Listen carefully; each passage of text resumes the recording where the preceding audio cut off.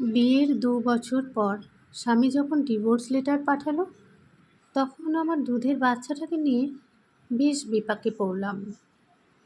আর এদিকে স্বামী পাড়ি জমালেন বিদেশে। আমার বাবা মা ব্যস্ত হয়ে পড়লেন আমার আবার বিয়ে দেওয়ার জন্য। আমি নিষ্পাপ ছেলেটার মুখের দিকে তাকিয়ে সে সাহস আর করে উঠতে পারিনি। মা উঠতে বসতে সব সময় বলতে লাগলো, তোর কী এমন বয়স, বিয়ে করতে সমস্যা কোথায়, তোর ভবিষ্যৎ কি বলতো? আমি উত্তরে বলি, আমার সন্তানই আমার ভবিষ্যৎ মা। আমাকে জোর করো না, মা কড়া গলায় বলল, সন্তান তো আলাদা করছি না, সন্তান সহ মেনে নেবে এমন ছেলের সাথেই তোর বিয়ে দেব। বাবা হয়ে তোর ভবিষ্যৎ ঠিক করার অধিকার কি আমাদের নেই? মৃদু হেসে আমি বললাম, মা তুমি হয়তো ভুলে গেছো, কিন্তু বিয়েটা তোমাদের পছন্দেই আমি করেছিলাম, সেটা একবার মনে করে দেখো। মা আমার ব্যথিত হয়ে বলল, আমরা বুঝতে পারিনি রে মা, ছেলেটাকে ভালোই ভেবেছিলাম, কিন্তু শেষ পর্যন্ত যে এমন করবে। বুকে চাপা কষ্ট নিয়েও উত্তরে শুধু মুচকি একটা হাসলাম। মা আমার কপালে হাত বুলিয়ে বলল, জেদ করিস না রে মা, আমরা তো সারা জীবন থাকবো না তোর পাশে, তখন তোর কি হবে? মা বাবা এইসব নিয়ে প্রতিদিন জোরাজুরি করে আমার সাথে।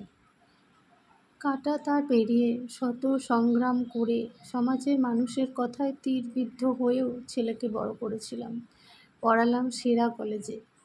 এরই মাঝে কেটে গেল অনেকগুলো বছর। ছেলে আমার অনেক বড় হয়েছে। গতকাল আমেরিকা থেকে আমার হাজবেন্ড গ্রিন কার্ড পাঠিয়েছেন। ছেলেও মহা খুশি, বাবার সাথে আমেরিকায় থাকবে, উজ্জ্বল ভবিষ্যৎ তার। মুহূর্তেই আমার ছেলে ভুলে গেল আমার এত বছরের করা সব ত্যাগ তিতিক্ষার কথা, সংগ্রাম করে বেঁচে থাকার কথা। ছেলেকে এসব নিয়ে আমি আর কিছু বললাম না। যতই হোক আমি তো মা, ছেলের কেরিয়ার সুন্দর হবে ভেবে তৃপ্তিতে মনটা ভরে গেল। হাসি মুখে এয়ারপোর্ট অবধি ছেলেকে পৌঁছে দিলাম। বাড়িতে মা ইজি চেয়ারে বসে আছেন। ঘরে ঢুকতেই আমার মা আমাকে বলল, কিরে মা, ছেলে চলে গেল? কাঁদো কাঁদো গলায় আমি বললাম, হ্যাঁ মা। মা এবার বলল, মনে আছে তখন বলেছিলি ছেলেই তোর ভবিষ্যৎ? ছেলে তোর এই ভবিষ্যৎ করে দিল। মায়ের পা জড়িয়ে কাঁদতে কাঁদতে বললাম, তাতে কি মা, ভালো থাকবে এই তো অনেক। আমিও তো তোমার মতো একজন মা, তাই একসময় নিজে ভালো থাকার চেয়ে সন্তানের ভালো থাকাটাকে অনেক বেশি গুরুত্ব দিয়েছি। এভাবেই বোধহয় প্রতিটা সন্তানকে একদিন ছেড়ে দিতে হয় মা। হাজার চেষ্টা করেও আটকে রাখা যায় না। ভালো থাকুক ও, অনেক বড় হোক, আমি না হয় এভাবে একাই জীবনটা কাটিয়ে দেব।